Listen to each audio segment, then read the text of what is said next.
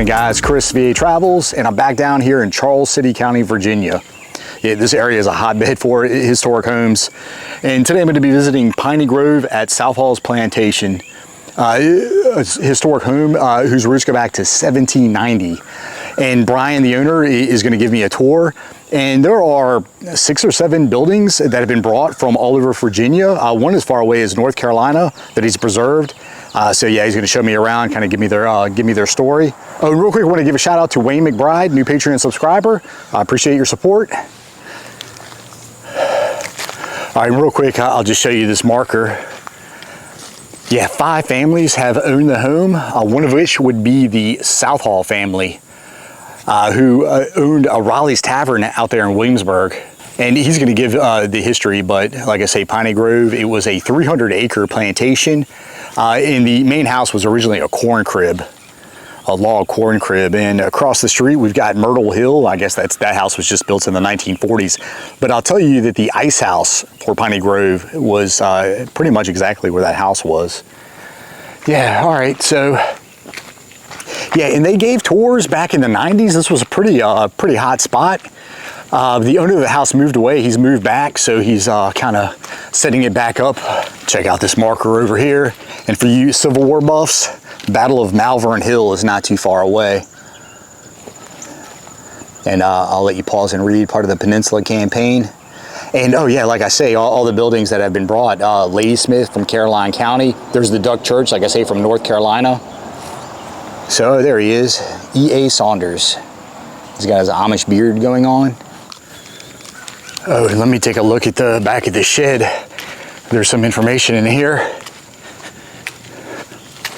Little write-ups on the history of the property. He's going to go through everything, but yeah, here are the different stages of the house. 1790, again, it was the log corn crib. Then it was turned into a general store. 1820, it was enlarged, and then it eventually turned into a house. Okay, so wild bird sanctuary. And here's the residence of E.A. Saunders. Pretty nice house with a mansard roof, and this is off Franklin and Schaefer Street in Richmond. I'll have to make a note to check that out next time I'm in the city. Some historic homes in the area. Henrico. Oh, here in Charles City. And I believe Chatsworth no longer stands, but they're in Henrico again. Oh, there's a lot of information over here.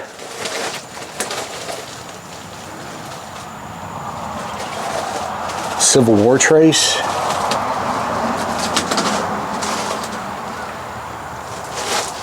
And then over here, some of the Native American history.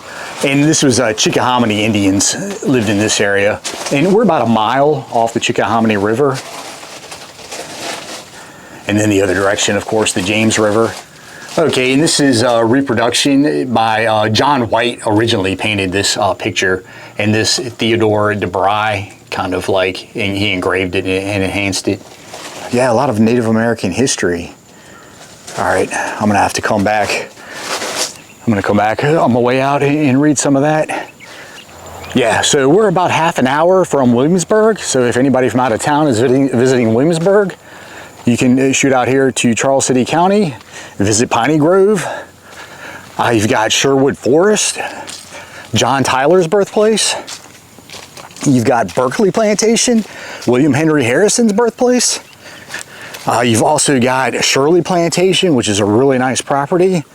You've got Westover, you can walk the grounds. So, yeah, a whole lot to see out here. What is this, some sort of little doghouse? And Piney Grove at SOUTHALL'S, guided tour, $3. So this was back in the day. Like I say, this was kind of a poppin' little place.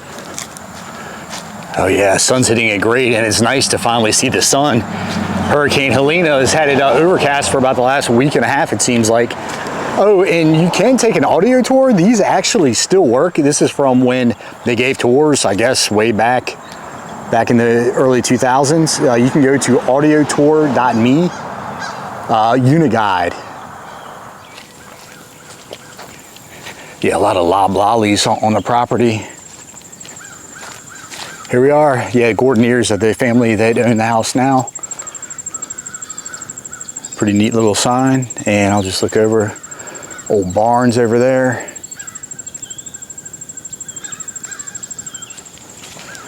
What kind of reaper over here? I'll just take a look at this.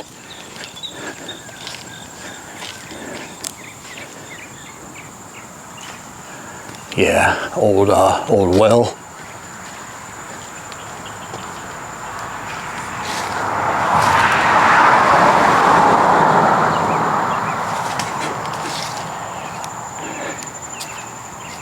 And the log cabin, the original portion, was on the right-hand side. And these are kind of smaller plantations, I guess, more modest homes, where you had the big grand Georgian brick mansions right along the James.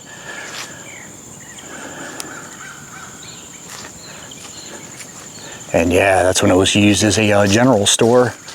All right, so yeah, let me go ahead and find Brian and get the tour. Welcome to Piney Grove. The property here was purchased by my parents back in 1984, and it had been abandoned for about 20 years. And most of the history that I'm going to tell you about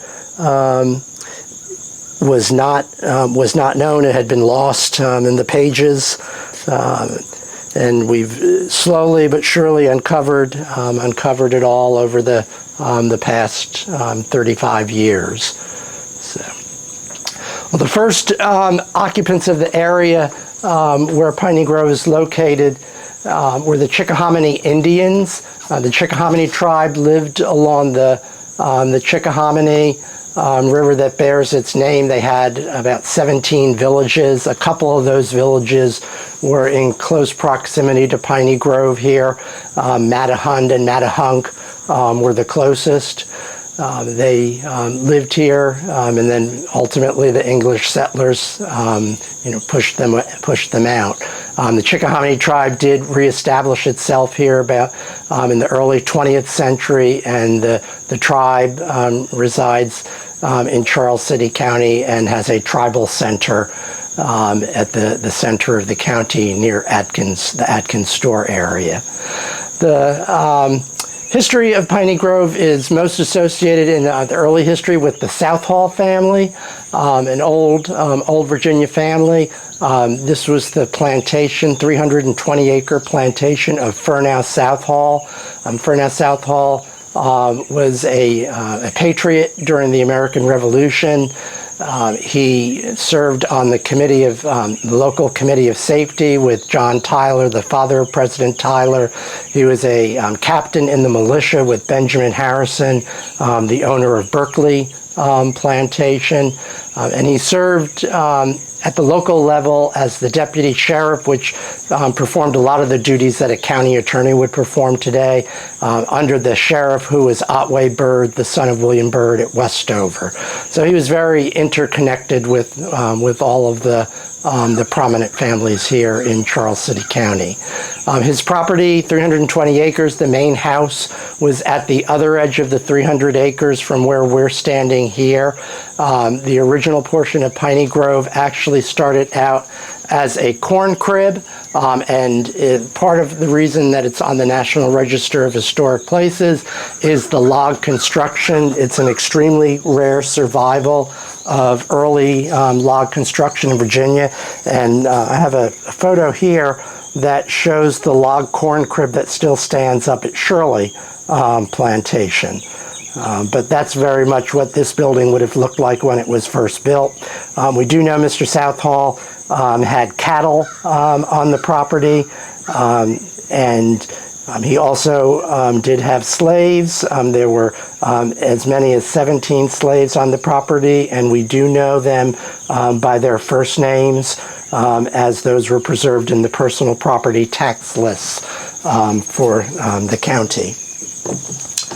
So Mr. Southall, despite being involved with the legal system, he died in 1790 without a will, and his family squabbled over the estate for nearly 50 years. It was not until the 1840s that the estate was finally settled. During that time period, we believe that the corn crib was converted into a little one-room country store, and it was operated by a tenant storekeeper. And then finally, when the estate was settled in the 1840s, it was one of Mr. Southall's grandchildren, Melville Vaden, who acquired the 300 acres in total, 320 acres, and subdivided it into 4 pieces. And the store logically didn't need a lot of acreage, and it was separated off on just 3 acres. And that 3 acres was bought by another of Mr.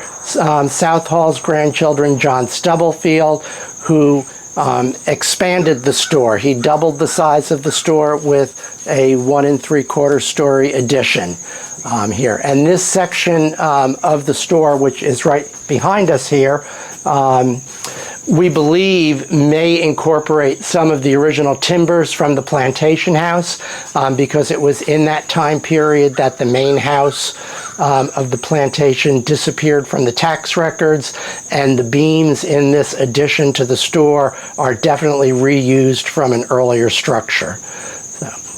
When this section was added on in the 1850s, it utilized balloon frame construction, and the beams were specifically notched originally for post and beam construction. So reused materials there. So the store, just several years later, Mr. Stubblefield sold the store to a man named Edmund Saunders. Mr. Saunders had grown up in James City County, Williamsburg, and came to Charles City, married his wife from New Kent County, and operated the store here, constructed the 2-story farmhouse in the early 1850s next door, Moss Side Farm, but operated the store here. During the Civil War, Mr. Saunders went to work in the commissary of the Confederate Army, but after the war stayed in Richmond and became a wholesale grocer, very successful. He eventually built a 6,000 square foot Greek Revival townhouse in Churchill, which still stands on Franklin and 31st Street. And then he built a 10,000 square foot home on Franklin Street, and that building was the first building acquired by Virginia Commonwealth University, and is today known as Founders Hall. So both of those homes still exist. Mr. Saunders obviously didn't need his little country store. He had been so successful. One of their biggest products was actually whiskey, and this is a whiskey bottle from the Saunders enterprise there. These are very common, found throughout Virginia. If you're in an antique store and you look up on the shelf, you're likely to see one of these whiskey bottles. And they say that it was called mail-order whiskey because these rectangular bottles were set in crates and shipped. So Mr. Saunders eventually sells the store to his clerk, Thomas Fletcher Harwood. Mr. Harwood had been raised as an orphan at the farm next door, Poplar Springs. Mr. Harwood had gone off during the Civil War. He was very young at the time, fought in the Battle of Malvern Hill. Unfortunately, during that battle, his leg was blown off. The family took him into Richmond, and he was treated by a woman named Sally Tompkins. Sally Tompkins, the only woman commissioned by the Union or Confederate troops, Confederate captain, treated by her. And then he was fortunate enough to meet Mr. Hanger and had an artificial leg made by James Hanger. And of course, Mr. Hanger went on to found Hanger, what is now known as Hanger Prosthetics. Mr. Harwood seemed to be at the right place at the right time most of the time. So he did come back here to operate the store. Eventually, he built a new store building across the street in what is now the field there, and expanded the store building here into just a house, and that was 1905. Mr. Harwood's wife gave birth to 9 children. 4 lived to adulthood. This became a 5-bedroom house, pretty substantial dwelling after the Civil War. It was outfitted with gas lighting, very elaborate wallpapers, flocked wallpapers, some wallpaper with gold stripes. So what appears to be very simple farmhouse on the outside was pretty fancy residence on the inside. Even had an indoor kitchen. The basement had an indoor kitchen with a well and cook stove. So the Harwood family continued to live here. One of the 4 children that lived to adulthood became a doctor. They constructed a doctor's office on the rear of the property, and he had his practice here until in 1915, the family moved to Lynchburg, and that's when John Andrew Hughes and his wife Stella purchased the property, and it was very well suited to them. They also had 5 children, so the 5-bedroom house was well suited to them. And when they came to the property, they actually planted 5 silver maple trees around the house. And today we have just one of those 5 silver maple trees left. It's the tree right in the front by our sign. And the last of the 5 children died maybe 10 years ago at 100 years old. Miss Elizabeth Binns was the last of those 5 children. So, Mr. and Mrs. Hughes continued to live in the house until their deaths in the 1960s. The house was rented for a few years, and then because it had not been modernized, did not have a central heating system, it just sat empty for about 20 years until it got into the condition that you saw in the photograph when we started out. The roof deteriorated, and it became impossible as a residence anymore. So, in 1984, my parents were driving by the property. They were just out for a drive on Thanksgiving Day, 1984, and saw the house and became interested in it with the idea of possibly restoring it. So it was not for sale. Mr. Hughes, one of the 5 children, John Andrew Hughes, lived across the street in the home that he had built in the 40s. And after much persuasion by my mother, he finally agreed to sell the property, and that, of course, was after my parents had an architect from Colonial Williamsburg come out to look at the property and determine if it was salvageable, which he determined it was, to undertake the restoration. So, and then 5 years later, it very much looked on the outside like it did in the 1920s. As the house had ultimately evolved. And there's the Hughes family shortly after they acquired it. And the 100-year-old lady, Elizabeth Binns, this is her standing on the railing of the front porch. Yeah, cool. And then on the back here, we do have just a picture of the log construction in the original corn crib section of the house. And these are just pine logs, which is what makes them fairly remarkable, that they have been survived through termites and water damage over all the years. Yeah, the house is really neat. The log section down at the end there. Fortunately, when the house was sort of abandoned, that log section had a tin roof on it. So that section of the house was very well preserved. It was the 2-story section that had the water damage. But even though, we had that water damage, the interior retained all of the original trim and doors and Virtually all the windows are the original windows here, and the siding is all the original siding.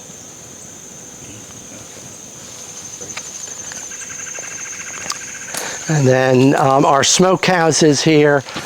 This smokehouse here is from the early 20th century and is from down the road here at a property called Peace Hill. Our neighbors were constructing a garage and didn't want the smokehouse anymore, so we dismantled that in the early 90s and relocated it here next to the Piney Grove Smokehouse that has always been here.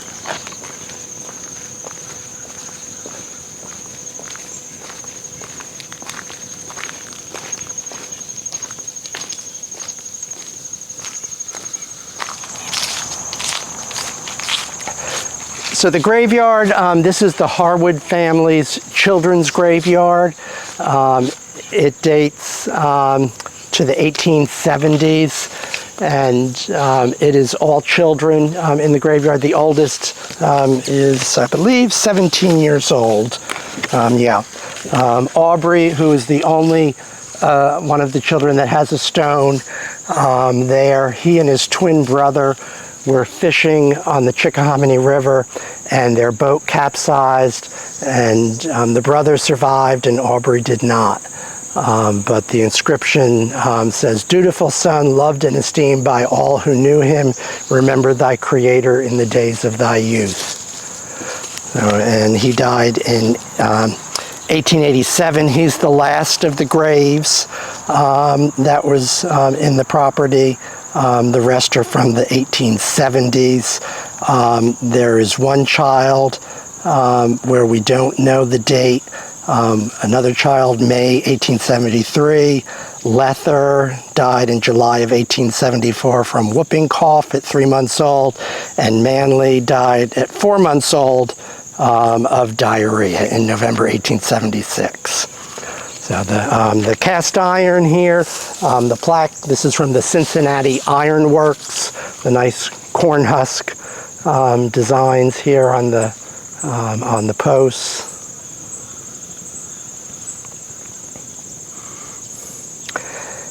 And back at this time period, the entire back of the property here was set out as an orchard with fruit trees. So in sort of remembrance of that, we've planted fruit trees around the graveyard here. We have a pear and an apple and a persimmon tree around the graveyard. On the back of the house, you get kind of a nice view that shows the evolution of the building. Of course, on the far left is the metal roof covering the original log corn crib section of the house. And then you can see the 6/6 pane window there with that roof line, and that is the 1850s addition there. And then finally the two-story section from 1905. And then a little building here. This is one of Piney Grove's original outbuildings as well. It's actually an old chicken house, and it had been dragged up behind the back of Piney Grove to install the mechanisms for the carbide lighting system, for the gas lighting system that they had in the house. And then we've relocated it back here today, and it just serves as a garden house. Home here we refer to as the Ladysmith House. It was known where it was originally located as the Allen Homestead, but it came from 62 miles away in Ladysmith, Virginia, and it was going to be torn down on the site it was located for a little retail strip shopping center along Route 1.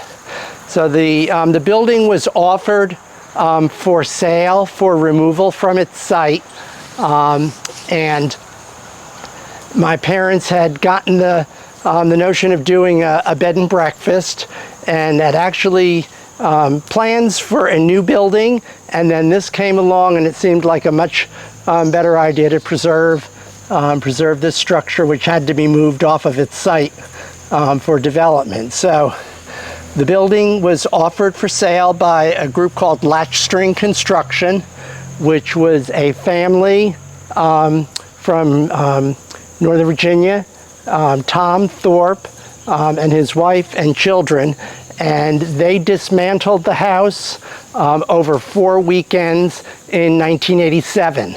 And the house came in several truckloads and was left here, and we reconstructed the brick foundation and stone chimneys. We had a mason from Williamsburg utilized the original materials and constructed that. And then historic house contractor Peter Post worked with us for 6 weeks in reconstructing the frame. So the photograph here, this photograph shows the Thorpe family dismantling the house.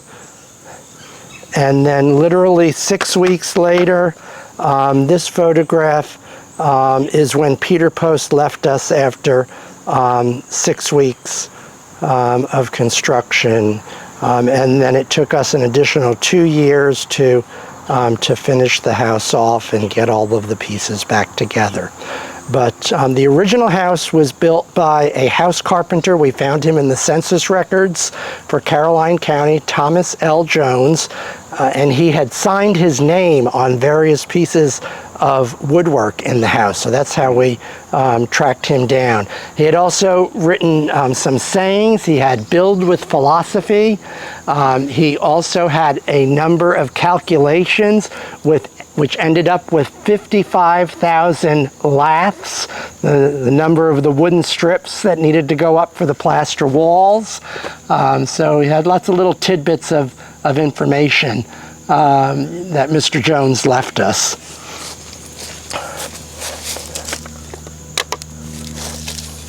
The house was naturally wonderful building materials, and you hear of heart pine floors, and heart pine floors are because the boards come from the center, the heart of the tree. And here is, you can see right there is the center of the tree. And that board that comes from the center, because it is in the center and it's the densest grain, it has the least tendency to warp. So it's the best piece of wood out of every tree. So this house does have all heart pine flooring in it, and this is one example of the flooring there. The house, it looks fairly simple on the outside, but it does have a wonderful curved staircase. And the one item that was missing from the house, unfortunately, when the Thorpes were getting it ready to be dismantled, someone had stolen the original balusters out of the house.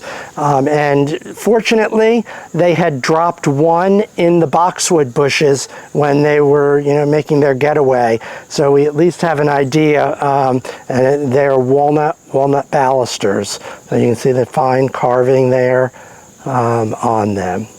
So this was one of the original walnut balusters. And like I said, the boxwood bush, we brought the boxwood bushes and many of the plants that are around the house to the site as well. These are American boxwood here, and they were surrounding the house. The yucca plants are also from the house, and then this very fine river birch is also from the house site as well.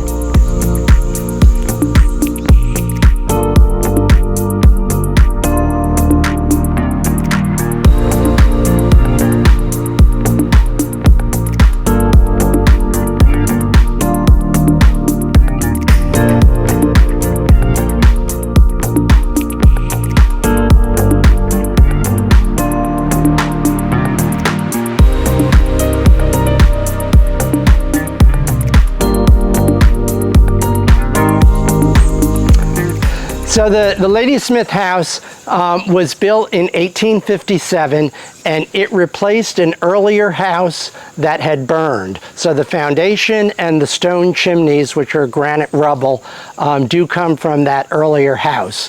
and that was the home of Mr. Bulware. Mr. Bulware gave the burned out house to his daughter and son-in-law, George and Maria Allen, and they constructed this house in 1857 with Thomas Jones' assistance. The house passed in the Allen family.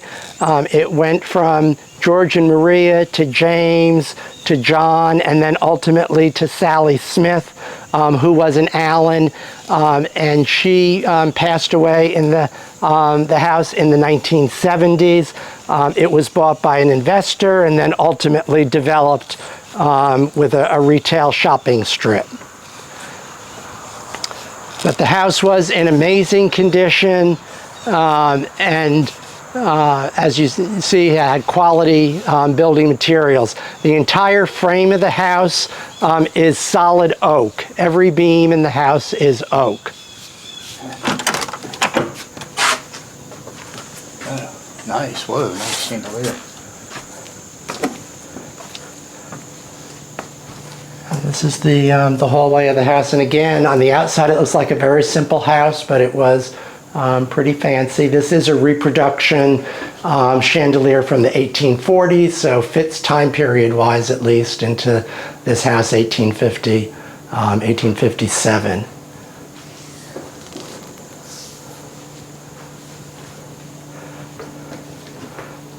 And unfortunately, we found that walnut baluster when we were going back to dig up the boxwood bushes, and we had already acquired these replacement balusters.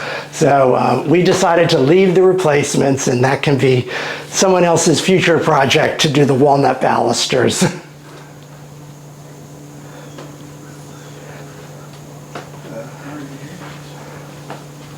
Now another photograph, that's a photograph from when the house was being dismantled in the 1980s there. And then we have a photograph that the craftsman that reproduced the stair railing for us, those are his drawings for the railing. And then a letter from Sally Smith. No, I'm sorry, that's a letter from a lady in Charleston, because her home had identical balusters to the balusters, the walnut balusters that were in the house here. Okay. And then we do have, this house was documented during the Depression by the Works Progress Administration. They did some historical research and took photographs of the house. Oh, Port Royal. Okay. Can I ask you this, guy? And we don't know who this fellow is. Beautiful frame there, but it does come from Charles City. It's from an estate sale in Charles City County here. And then the map, this is a map of the area in Caroline County where the home is from. It's from Harper's Weekly.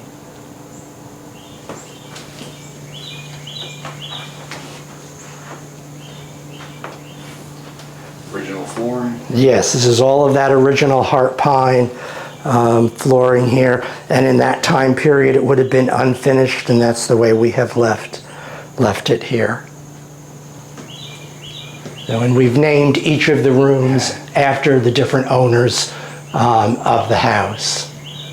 So, and of course, these are our 6 bed and breakfast guest rooms in the house here.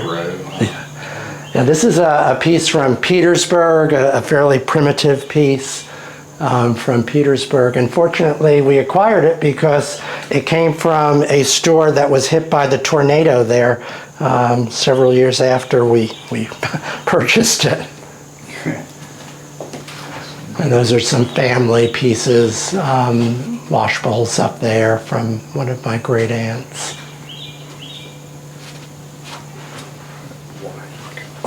The mural, this is, since the house was built in the Greek Revival period, this is sort of an ongoing and unfinished project of specific Greek Revival buildings in the United States there. Here we have the WPA picture from the 1930s. of the house, and you can see there all the original shutters, which we still do have there. And then pictures in the 1970s of the house. And then finally in the 1980s. And you can see on the left here, this left corner, that's one of the boxwood bushes that you see in front of the house today. And this, these are locust trees that were around the house, and we do have one locust tree from the site as well. And I'll just point out this photograph shows the little bulkhead entrance on the right side there. That was the entrance to the basement kitchen. This house, like many houses of the time period, had a basement kitchen that you would have used in the wintertime to warm up the house. But then, of course, you use the outdoor kitchen in the summertime, and that's why they called them summer kitchens.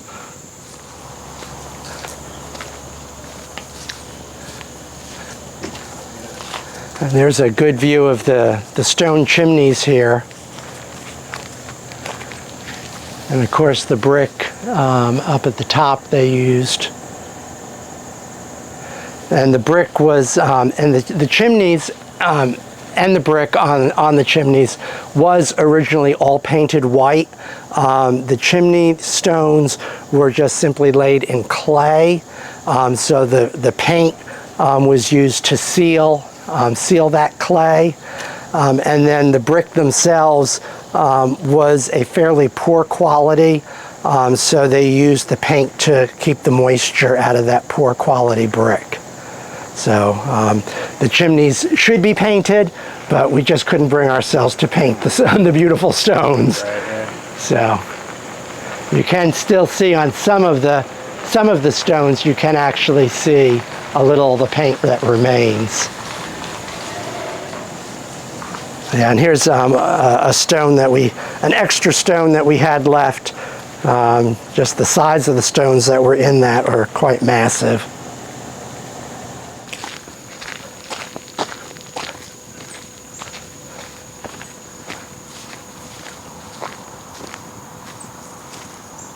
What you're seeing here, this is the foundation for a building that we'll be reconstructing here, hopefully this fall and winter.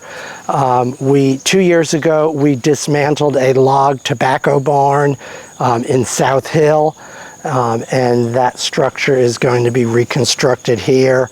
This is the stone rubble that was from the foundation. You can see kind of very neat.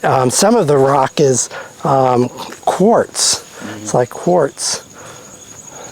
Beautiful stones there. But the tobacco barn was built with pine and oak logs. They used oak logs for the first 5 or 6 logs because those were most resistant to termite and bug damage, and then the upper logs were pine. So we have 100 logs that will be going back up here shortly.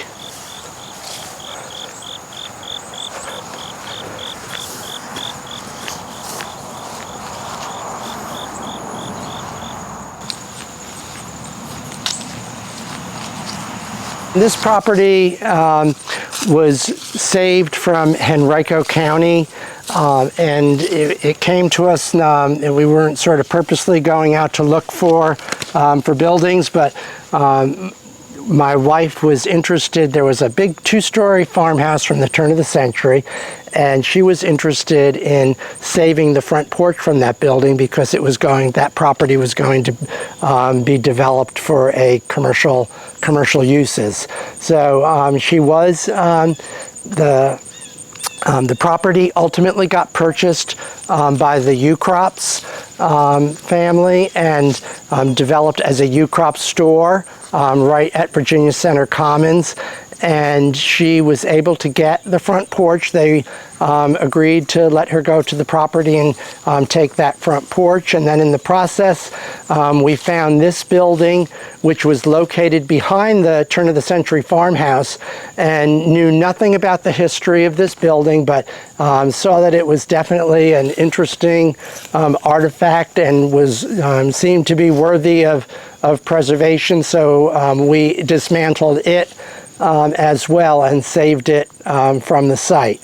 So what we've learned about the property, where it came from, it was over 500 acres, 534 acres, owned by Robert S. and Nancy Pretty. They did have 11 slaves on the property during the time period that we believe this house was constructed in the 1830s. So the building, very characteristic of a substantial slave quarter. It is frame, post, and beam. What you're seeing are some, once again, reused materials. They're very thrifty and used materials over again when they could. So the door on the left is an 18th century door. The door on the right and the windows are from the 1830s, the period that the house was rebuilt. So two-room structure, chimney in the center. It was up on brick piers. The house did not have this overhang originally.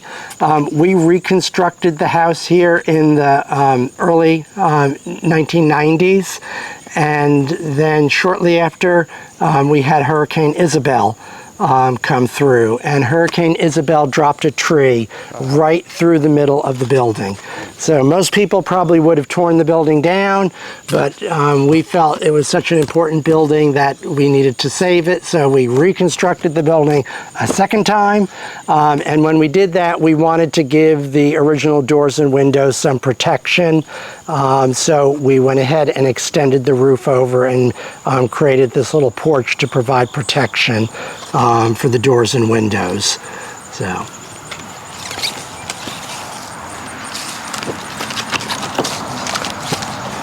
I have a picture of the house here when it was being dismantled. There you can see the post and beam construction, and that's my father up in the roof there, dismantling the roof. But over the years, the ground had built up, and you can see the building's essentially sitting in the dirt there. And then this picture here, you can see this is from the 18th century door that I showed you on the left, a very old box lock that survives there. And the property in 1837, at the death of Robert Pretty, the property was divided up. It was separated off on 87 acres that was known as the Dower Tract. So that's why we call the building the Dower Quarter. Then we also reference to the building as Jack's house, because during the 20th century, the Cross family that lived in the big two-story farmhouse told us that there was a black gentleman that rented the house, and he was Jack, and they referred to the building as Jack's house. So we have both names on the building here today. Our Dower Quarter, Jack's house here, this is the only slave quarter structure that is open to the public for public view in Charles City County. This is our resident miniature horse here, Buffy. Hello, Buffy. Yes, I don't have any food for you, sorry.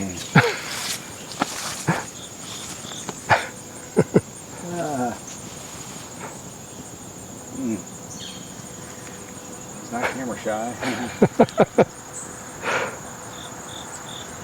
These are the some of the materials for the tobacco barn, the original roof framing and the roof covering, and then These were the gas burners for the tobacco barn. There were these 4 gas burners, and there were little gas outlets underneath each one of those, and then these would run all night with the tobacco hanging above them to dry the tobacco.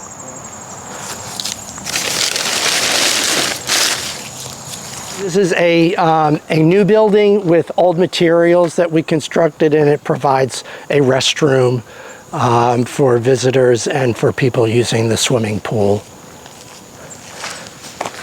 Pretty big white cedar. Yeah, it's pretty. And it looks like it's struggling, but it's looked that way for the last 40 years. So.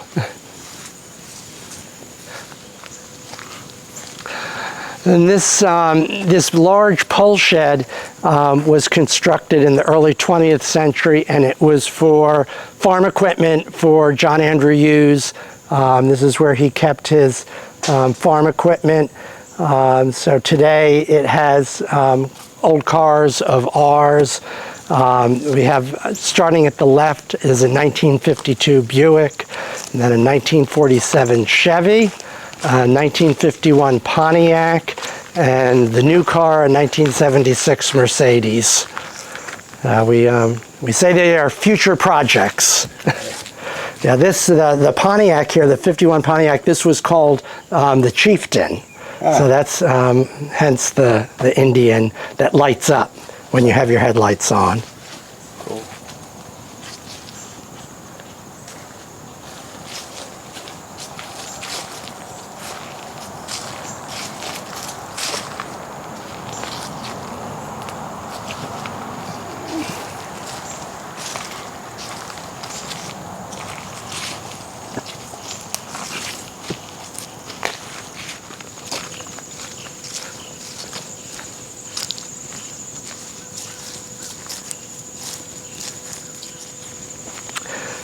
This house was originally constructed about 5 miles by air from where we're located here today. And it was in James City County and was going to be developed as the Colonial Golf Course. So the house was once again going to have to be, it was going to be demolished if it wasn't moved. So we dismantled it and brought it here. And this was undertaken in the early 90s. So I have a picture of the house here. Let me get that.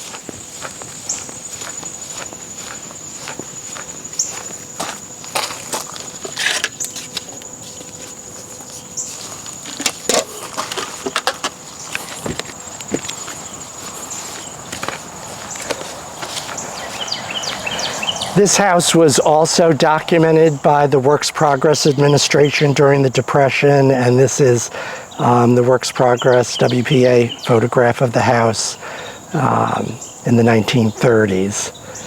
And you can see one difference here is that the chimneys were originally exterior end chimneys, but you can see they were painted, and very much like the chimneys over in Ladysmith and the brickwork at Ladysmith.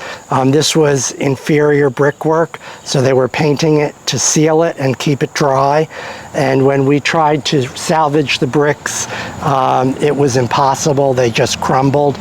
So we ended up, we could not afford to do new handmade bricks like this, so we moved the chimneys within the house and did what you see here. So that's the one difference in preserving the house here.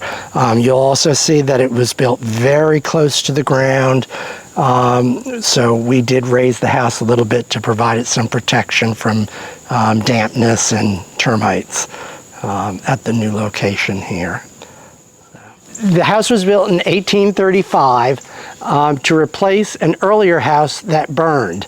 And that earlier house had been owned by Thomas Mann Randolph and his wife, Martha Jefferson, Thomas Jefferson's daughter. Those pieces, for instance, the window on the right is an 18th century window, the window on the left is an 1835 window.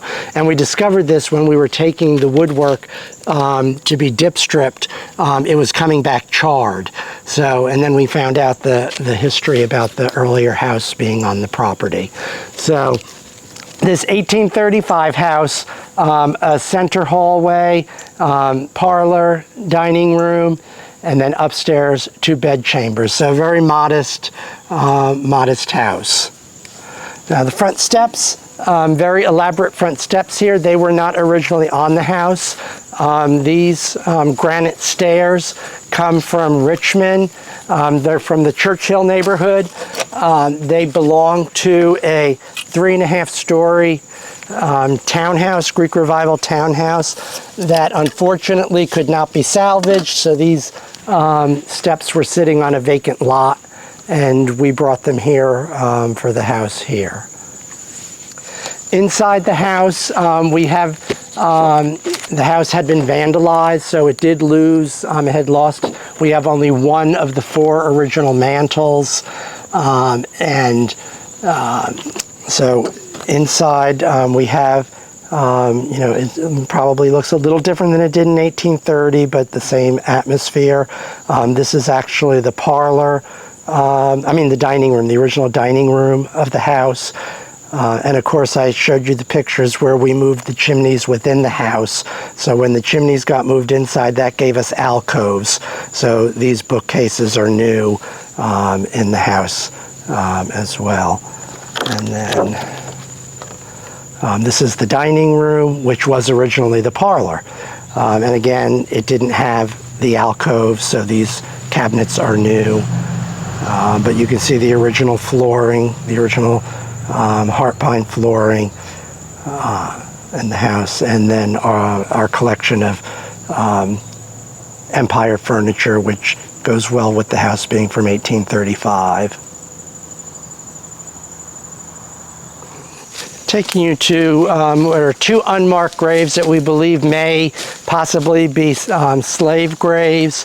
Oftentimes, slave cemeteries were on the sides of the properties, so that would make sense here. But we've enclosed the area, and we've put 2 stones at the heads of each of those there. But we do know that there were, in fact, as many as 17 enslaved persons on the property when Mr. Southall was here toward the end of his life in the 1780s. And we do have a plaque over here with their names.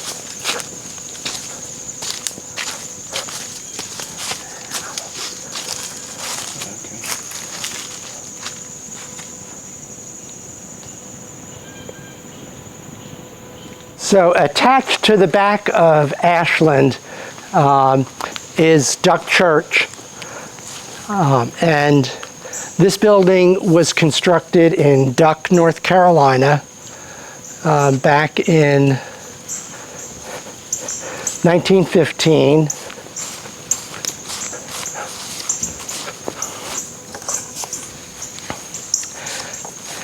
And it was constructed. The man responsible for constructing it was a member of the Scarborough family, which was one of the old families out at Duck. And they wanted to build this 1-room schoolhouse for their children, which they did. And very typical of 1-room schoolhouses, it had large windows to let in light, and they would put particularly large the majority of the windows on the south side of the building. So the left side of the building here has 3 large windows, whereas the other side didn't have any. So they were trying to get that southern exposure for the sunlight. But they used the schoolhouse 1915 to 1922. And in 1922, they decided to send the children to a consolidated school on the mainland and use this building for a newly formed Methodist congregation. So in 1922, it was transferred to the Methodist congregation. And at first it was known as Grace Chapel, and then ultimately it was just known as Duck Church.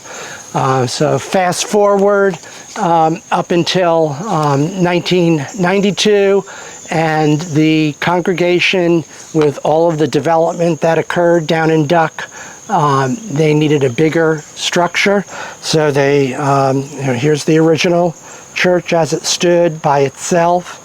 And then here we are, 1992, and you can see the original church on the left there, and then the new church being constructed to the right.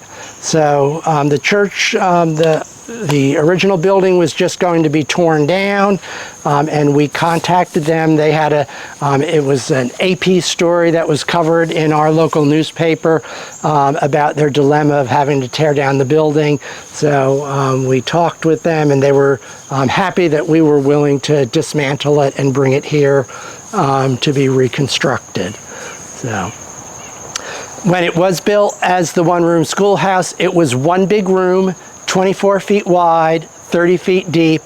It had a simple beaded paneling inside that was all painted white. It had a chimney stack for a potbelly stove, and that was the extent of the building inside. A very, very simple and straightforward building.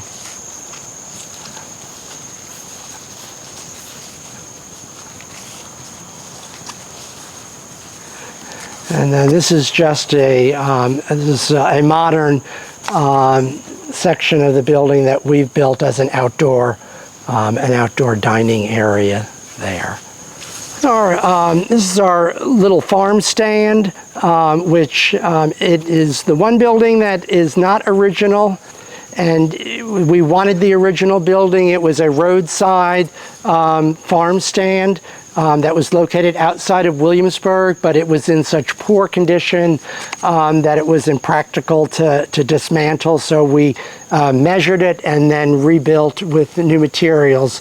But it is an exact replica of the farm stand from the Lenexa area outside of Williamsburg. And then our historic outhouse here, which we were having a tour one evening, and I had a lady tell me that she was going to be taking down some old buildings on her family's property outside of Richmond. And one of the buildings had actually served as a little tea house, a roadside tea house, and that was next to her parents' house. And next to her parents' house was this old outhouse. So she told me I was more than welcome to have any of the buildings or pieces of the buildings. So we brought this outhouse in its entirety here, but it is completely original condition inside. It could be operational.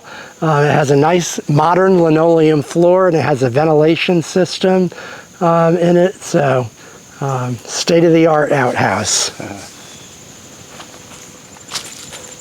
This is actually the location of the doctor's office. Mr. Harwood's, Thomas Harwood's son, who was a doctor, had his 10 by 14 building right back here. And then you're looking out to what is our nature trail that runs down along the ravine and the springs here, and those springs in the stream eventually feed out into the Chickahominy River. Check out this tree right here. It's a gnarly looking thing. And yeah, okay, so an old cedar.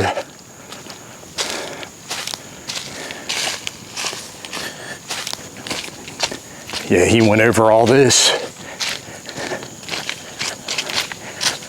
Yeah, and down here, I want to go over, I saw some signs on these trees, and this thing is pretty thick.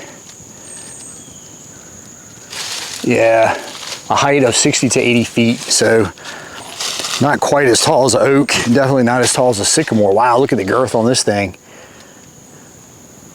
Tulip poplar right there. Old one. All right, and this thing's dead. Looking at the bark.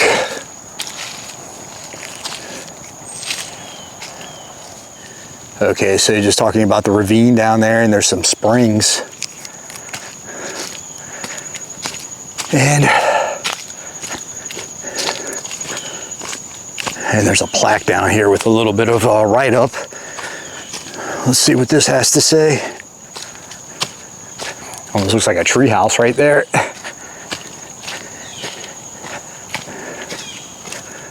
Yeah, just talking about the Chickahominy tributary of the Chesapeake, stretches 38 miles. Old map here again, John White painting. Some sort of dance circle or something, or what are they? I can't make that out. Are they tied up? And, okay, yeah, Algonquin right there. Okay, Powhatan over here. And these old maps, they always made the Chesapeake kind of thin, but yeah, James right here, Chickahominy, so we'd be somewhere in there. Yeah, so you just have the York, Rappahannock, Potomac, of course, and all the Native American villages. Yeah, John Smith, 1608. Yeah, Piney Springs down in the ravine down here, and they were the headwaters of Ripon's Run, a tributary of the Chickahominy, which is a tributary of the Chesapeake.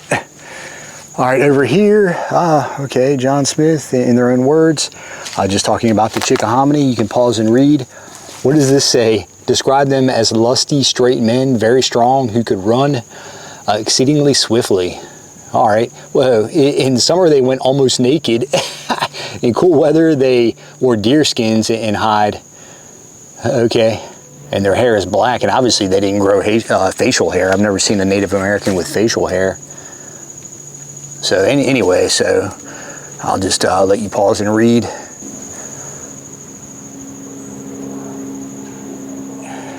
Oh, cool. Yeah, I'm glad I checked that out. And Brian said he's going to invite me back out here once he has the insides of the houses restored. So, yeah, that'll be cool. Gazebo over here. And, yeah, a little path goes back that way. Yeah, loblolly pines. Also known as the bull pine. All right. And the rosemary pine. Cool.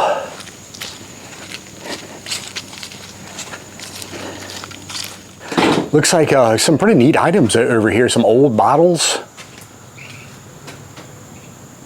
Oh, what does this say over here? Fruit bowl beverage.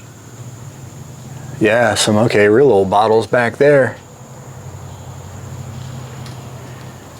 Pretty neat. And what is this? Looks like it's something that would come out of a movie theater or something. All right, so right up on the slave quarters. You can pause and read. Okay, there it is, the Dower Quarter.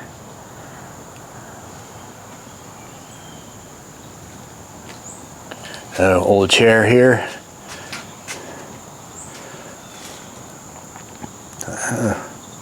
I think he showed me that picture, actually.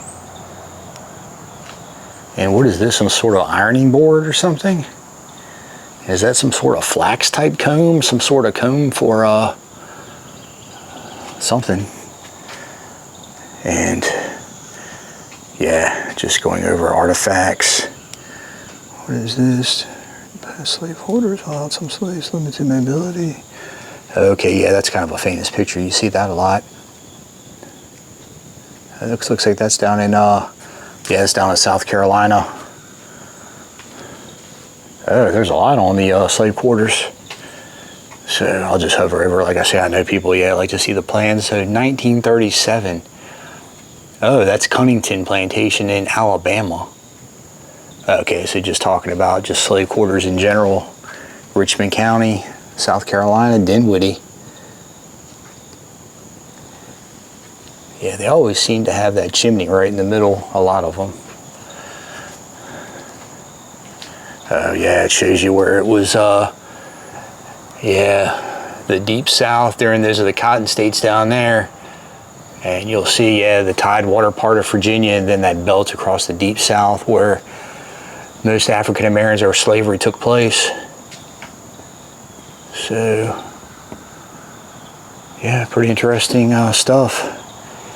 And all right, more things to look at. Some old chairs, some sort of kind of sickle type tool. Oh, American house styles.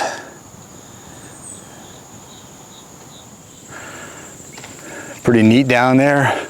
Row of crepe myrtles and boxwoods. It almost seems like that was an entrance, a road that led up to something. But the Piney Grove Smokehouse. We saw this earlier, but yeah, probably constructed about 1905. Old American flag on this thing. And let me just go up and hover the camera over this. Peace Hill Smokehouse. There you go. Before I get out of here, I'll just take a look at these gardens. I don't know what type of plant this is, but I've heard these referred to as elephant ear plants.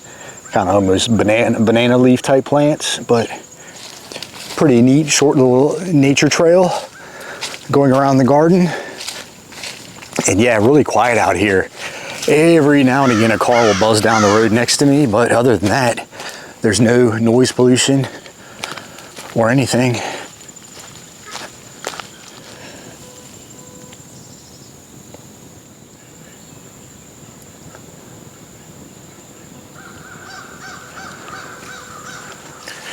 That's it for my tour of Piney Grove. I'm glad I came out here, a whole lot to see. And yeah, guys, like I say, give him a call for a group tour, and hopefully in the future he's going to have this thing lit up for regular tours. But yeah, I'm going to get out of here. As always, like and subscribe. You can follow me on Instagram, Facebook. You can support me on Patreon. See you guys on the next one.